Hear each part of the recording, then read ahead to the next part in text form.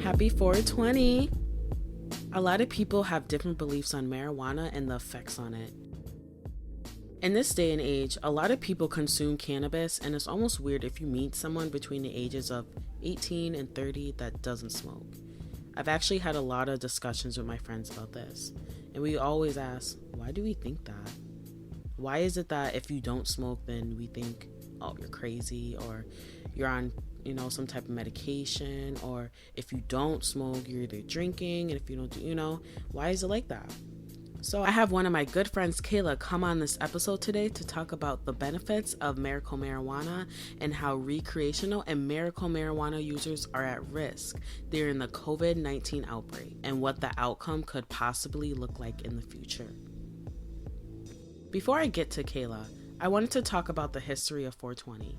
Growing up, I heard a lot of conspiracies saying, oh, it's the devil's holiday, or, oh, it's Hitler's birthday, or, oh, Disclaimer, I am not encouraging anyone to try any drugs. This is just an informational and educational episode so that everyone can learn.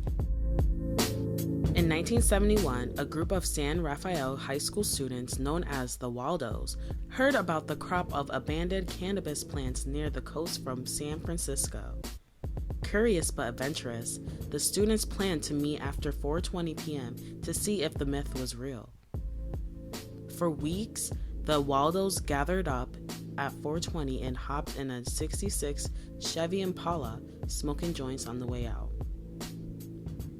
The Waldos actually never found the hidden treasure, but the term 420 became embedded in their dialogue, making it a code word to hide from teachers and parents. Fun fact, today is Hitler's birthday, but it has nothing to do with marijuana and encouraging any symbols of evil. Believe what you want, but it's literally a day to smoke weed. Hey, Cayla. Hi, hello.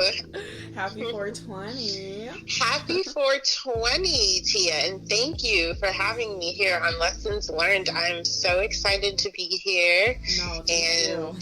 Of course, I want to congratulate you on a podcast, a fantastic first podcast, I may say. So I'm very happy to be here. Wow, thank you. 420, like April 20th, it comes every year, whether we are quarantined or not. So we've been here, we've been watching holidays go by. St. Patty's Day went by and Easter went by, and here we are at the counterculture holiday of 420. I'm excited for it. It's going to be different for sure. I really enjoy having this time and connecting with cannabis on a deeper level. I actually am a medical marijuana card holder in the state of Massachusetts. I've had my card for about 4 years now, maybe a little bit longer, give or take.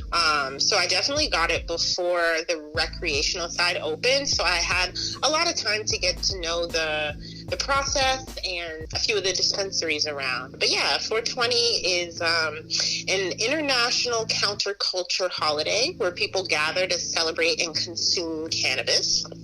And although we can't gather to celebrate, there are a lot of virtual celebrations going on online, on Twitch and on Instagram and on Zoom. One that I like to follow is a local space called the Creative Zone. They facilitate a lot of social consumption events, which have been really awesome. They're hosting a 48-hour internet program on Twitch and Zoom, and you can find more information about it on their Instagram. It's called the.creative.zone. And what they're going to be doing is just like a range of different events. Talking to local vendors. They like to do a lot of local things, like in Massachusetts local.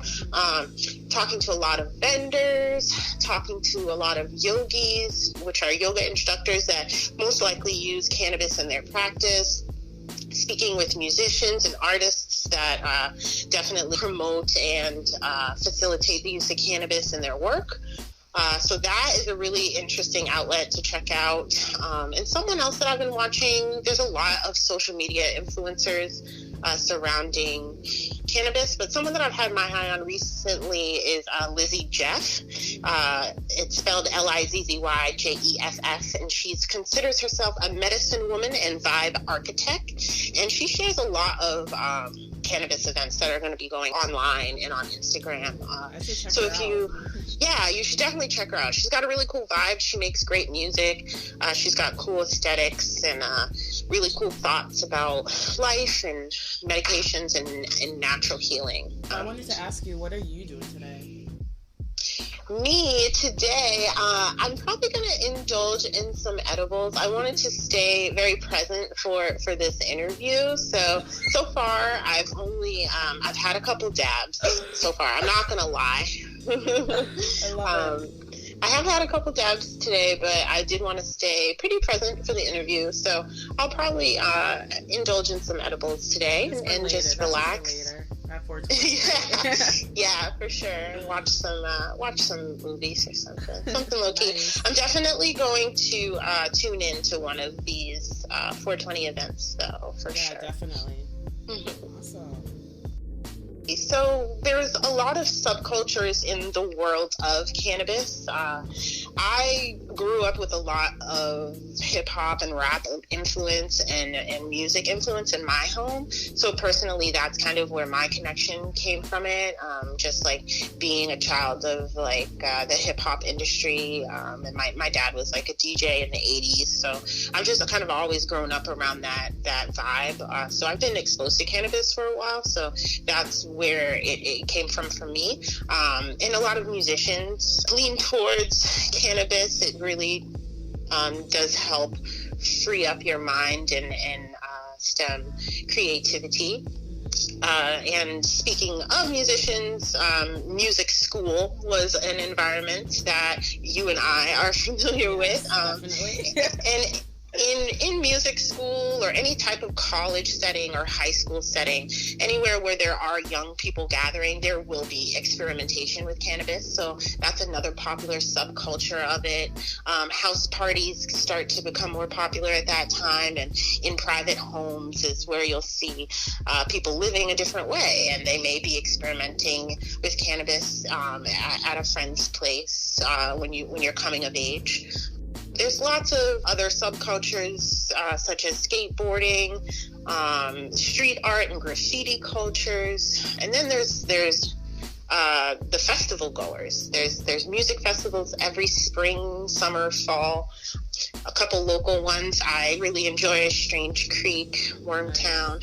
When you are in those types of cultures, there is some experimentation at those types of events, and they are in Massachusetts, so that's a perfectly legal thing to be going on there. But in those jam band and wook cultures, there's a lot of marijuana experimentation. Anyone who's really into natural remedies or natural healing will come across maybe a recipe, even if you're not a smoker. It's commonly used in recipes and teas for healing. And there's people you would never expect that would use it. So these are just some... Never at all. I know, these are just a few examples of like who would be more likely to be dabbling in 420 today, but all types of people really do experiment with it, and it's not limited to the genres or the subcultures that I've described by any means.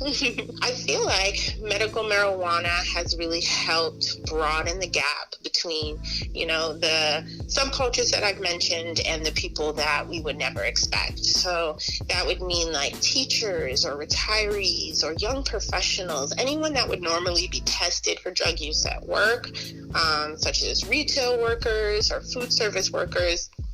And if they feel like they want to medicate with cannabis and they have legitimate reasons, now they can feel more comfortable to do so with the protections that the medical marijuana program brings in Massachusetts. So I do think that it was a really good in-between point from, it being illegal to it being recreationally legal to have that medical program, because it really did give people a chance to facilitate medication for themselves in an early stage, because this is a very long process and it's ever evolving. And even with recreational marijuana being legal now, it still brings a host of issues that still need to be corrected down the line, as we've seen with the closings across the state due to COVID-19. It's unfortunate because, as I mentioned, there are still people that are hesitant to register for the medical marijuana program.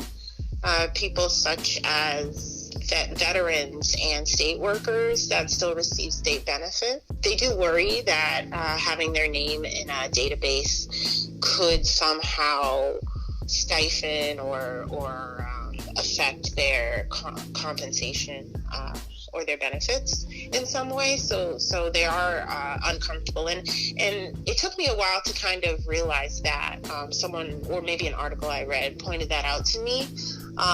Because I was very narrow-minded, thinking, why would people spend all this time waiting in line for recreational when they could just go and apply for medical? It's not that difficult to do. If you feel like you need it, then you can make that case for yourself. Not everyone feels like they want to have that tied to their name in a legal way. So I think that the recreational program does open up the herb to more people in that sense. And that's what this is all about. Like, that's what I want at the end of the day. It's just more people with access to herb. I think it would make a happier earth. So before the COVID closings, out of state and in-state patrons over 21 were allowed to purchase marijuana at recreational shops. There were medical shops that were also selling recreational products too, but there were also shops that were medical only. Since the COVID restrictions began, only medical shops are able to operate in Massachusetts, which is unfortunate. It's forcing thousands of people to find other ways to find marijuana.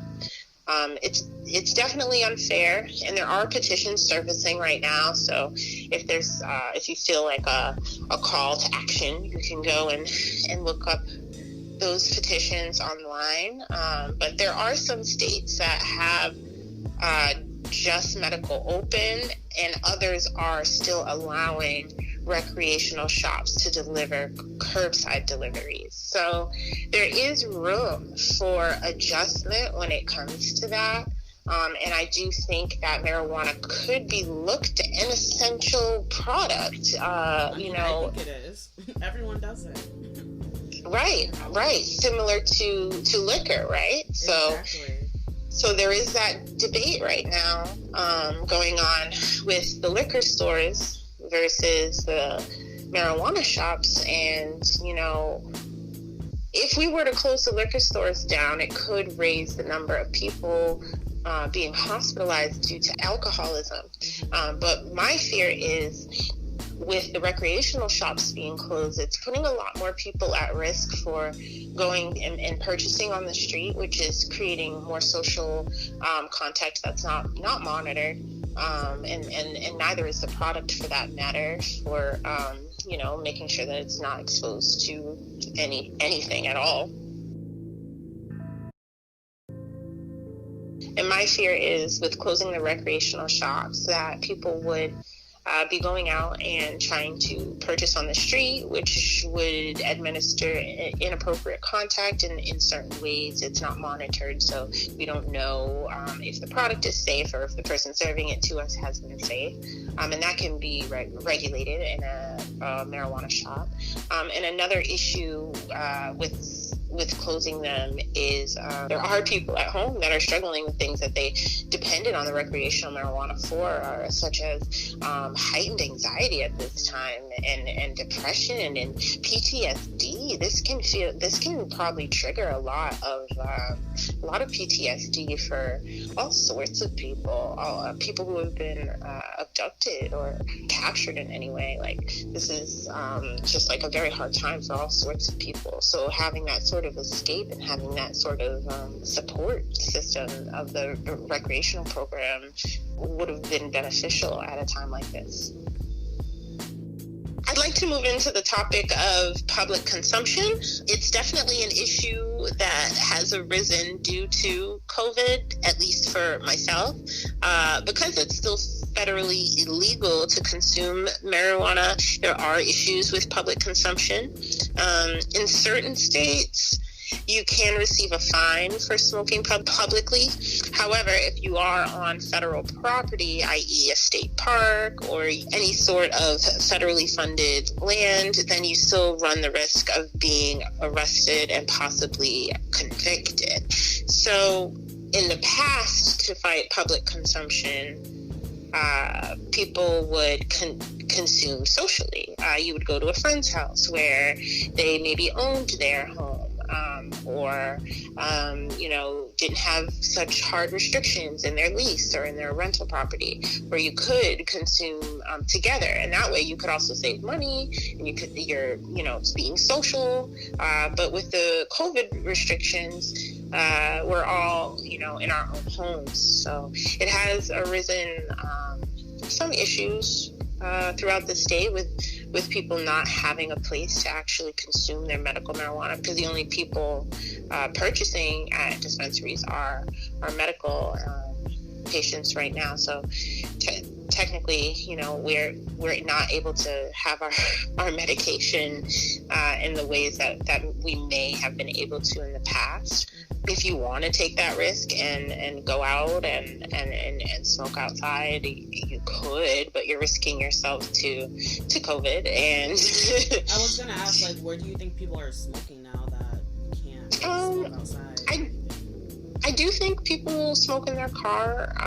I do think that people smoke inside their apartments. I do think that people smoke where they can, which arises some issues, like people shouldn't be smoking while driving, but they do, because there are so many restrictions on where we can, and I think if we can clean up these rules and restrictions in our lease agreements, then there will be more fairness in the public consumption laws. A lot of apartment complexes, even if you sign your agreement, you can't smoke inside. A lot of the new complexes are saying you can't smoke in the parking lot or outside of the building, anything at all. You can't have a cigarette, so you definitely can't smoke marijuana. So a lot of people will in that type of situation will just find other means of consuming. There's plenty of other means. You can vape, you can have edibles, you can have tinctures or teas and things of that nature. So it's not the end of the world if you can't smoke. However, every mode of consumption has a different way of affecting you. And if you're looking for a certain dosage, sometimes smoking is the best way to reach that. It's the quickest onset, and then it also releases the quickest. So it's not such a strong commitment as far as like an edible or a tincture will be. Social consumption was something that I was studying for a while before the COVID restrictions, and it was intending to move into more of like a bar type, coffee house type setting in some businesses, but it looks like that type of thing is probably going to be stalled, and will have to be readdressed with a new eye. Marijuana culture is a very social culture. It's a very shared culture, and without being able to share pieces or share blunts or joints together, it's definitely going to change the landscape of of consumption down the line. So Cayla, is there any last words you want to say about, 420, cannabis, anything like that?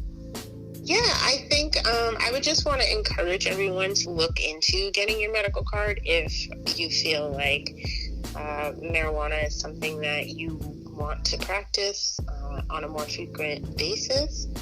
There's a lot of hardship programs and discounts and vouchers that you can be qualified for. You don't have to actually involve your doctor. I think that's the biggest misconception that I had when I was looking into getting my medical card. You actually just have to go to a certification center that will issue you your certifications there.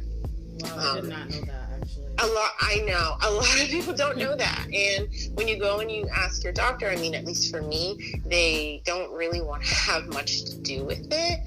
So what you will need from them is just a copy of your records. So let's say, okay, for instance, how to get your medical card 101. So let's say you had a pretty bad ankle injury. This actually happened to me. This isn't how I got my card, but this is an example of how one could.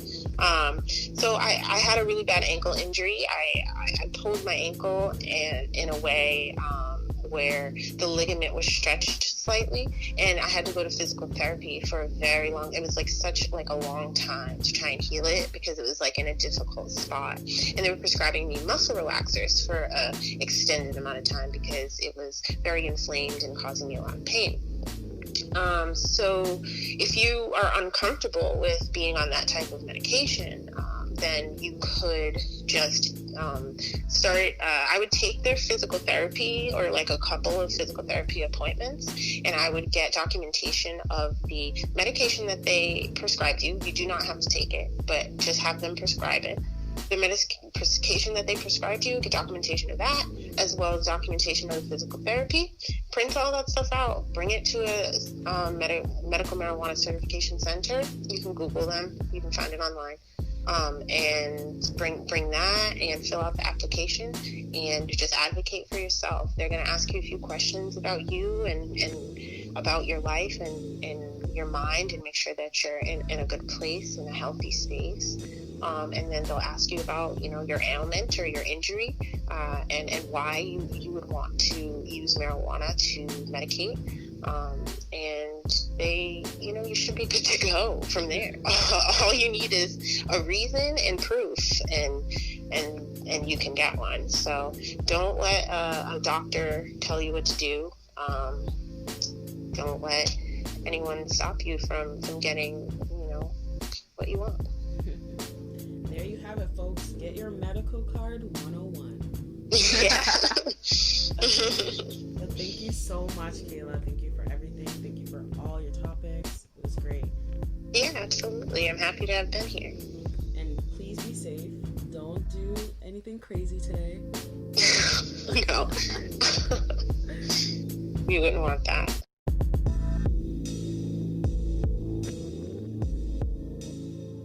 I think everyone should open their horizons on other people's choices.